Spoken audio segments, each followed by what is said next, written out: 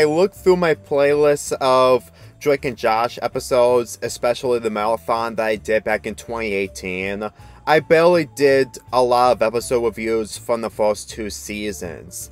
It's mainly the fact that I wasn't interested in them and I didn't enjoy them as much as the later seasons.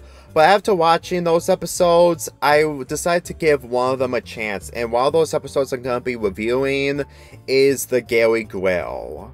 Drake and Josh encounters 2 guys named Guy and Buddy. Yeah, generic names.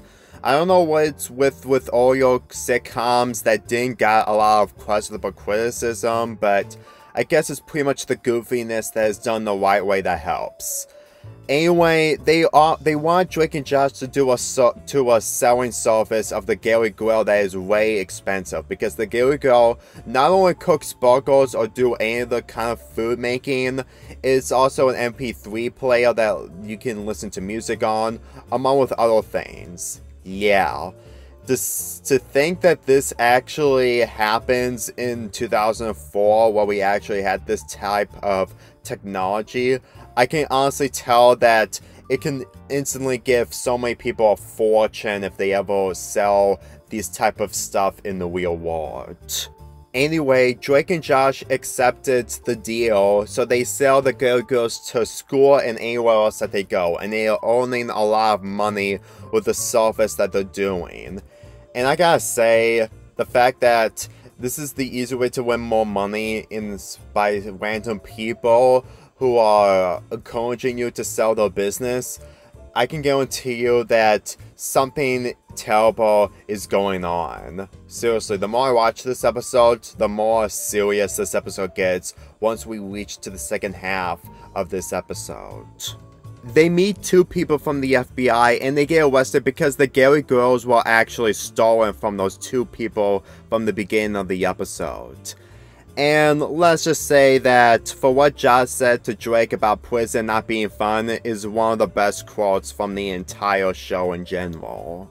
Despite my opinions on The Bet and Number One Girl, which was the episodes I reviewed from this season when I did the marathon of Drake and Josh, I found this one of my favorite episodes, mainly the fact that it's goofy and also doing the plot involving counterfeit grills being a situation that Drake and Josh didn't even realize that the 2 people that they were talking to, Guy and Buddy, were actually thieves, and the fact that they get thrown in prison over something that they got themselves into despite the fact that they didn't know what to do.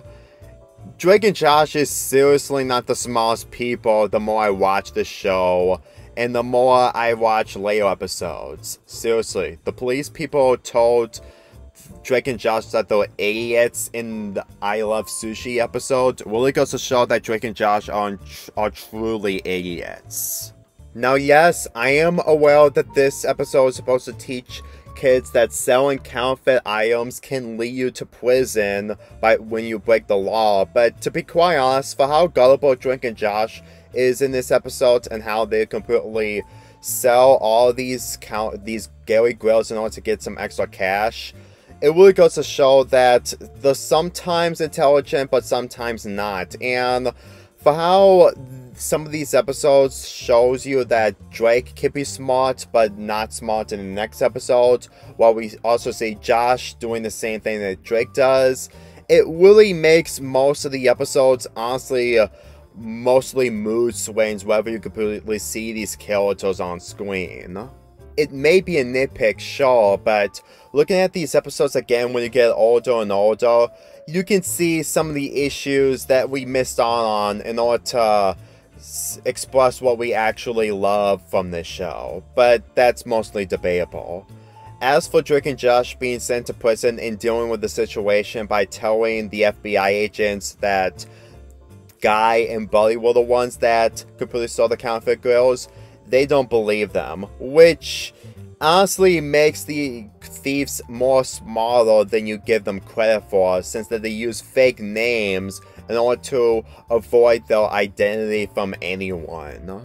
It honestly feels like they completely know full well that they're gonna get into trouble no matter what, and despite splitting the money to Drake and Josh, they still get the money while also still getting away with the trouble that they caused. So I guess these people are actually more intelligent the more I completely watch this episode again and again, whenever I completely feel interested into watching episodes from this show again.